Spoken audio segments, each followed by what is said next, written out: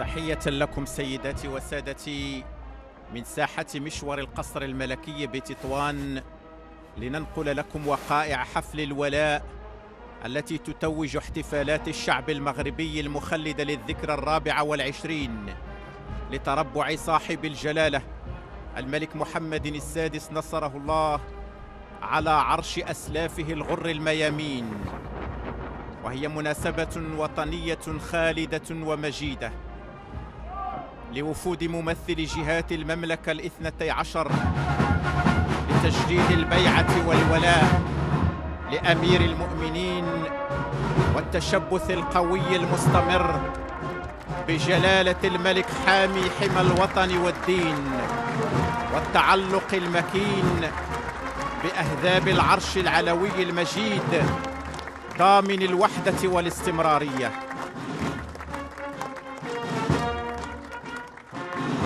حفل بهيج مليء بالدلالات والرموز. وزير الداخلية وولاة وعمال الأقاليم المملكة، الله يبارك في عمر سيدي. السيد وزير الداخلية وولاة وعمال الأقاليم المملكة، الله يبارك في عمر سيدي. الله يعاونكم عليكم سيدي. الله يصلحكم عليكم سيدي.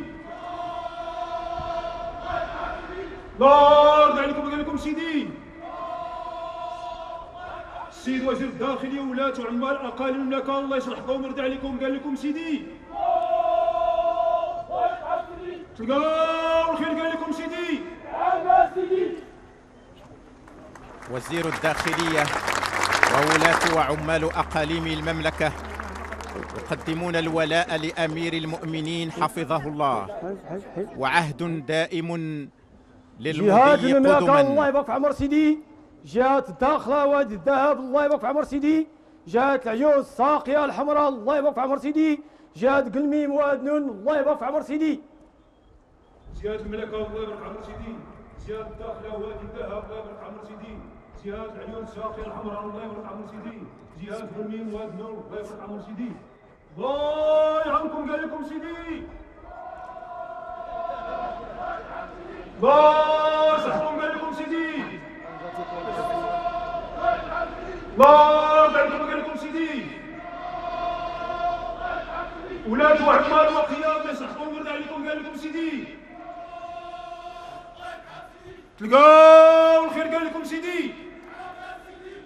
جهة الداخلة وادي الذهب وتضم وادي الذهب أوسرد، جهة العيون الساقية الحمراء وتضم عمالات وأقاليم العيون بوجدور طرفايا السمارة، جهة قلميم ودنون وتضم قلميم أس الزاق طنطان وسيدي إفني.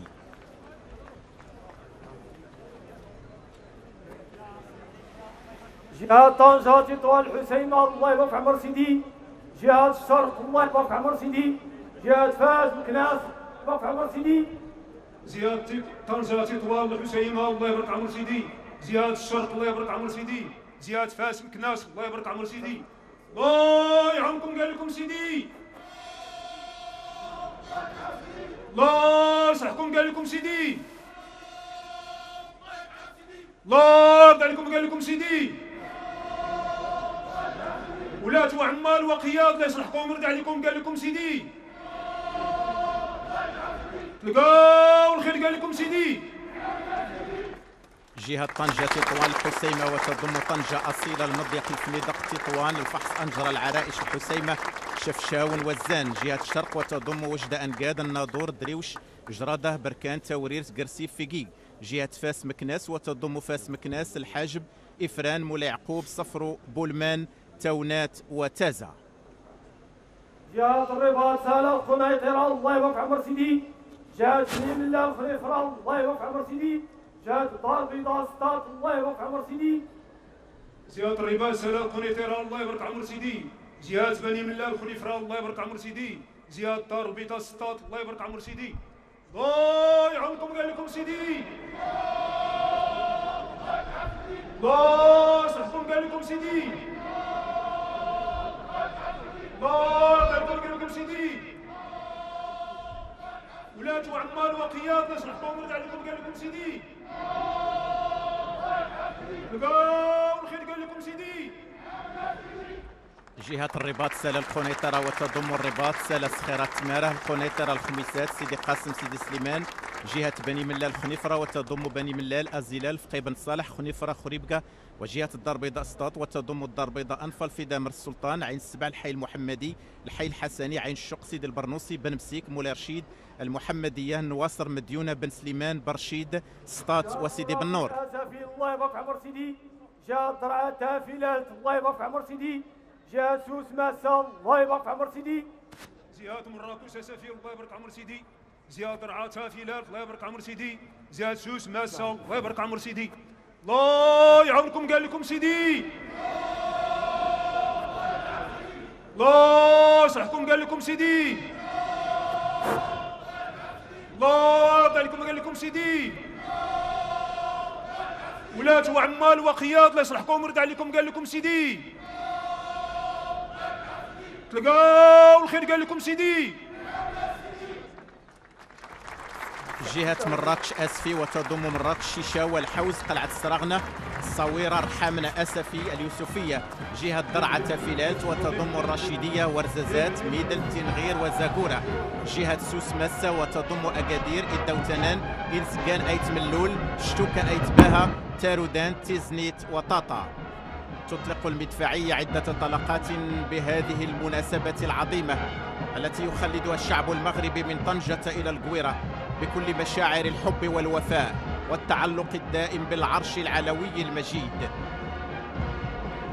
فحفل بهيج مليء بالدلالات والرموز والحمولات التاريخية القوية لمملكة عريقة ضاربة جذورها في أعماق التاريخ.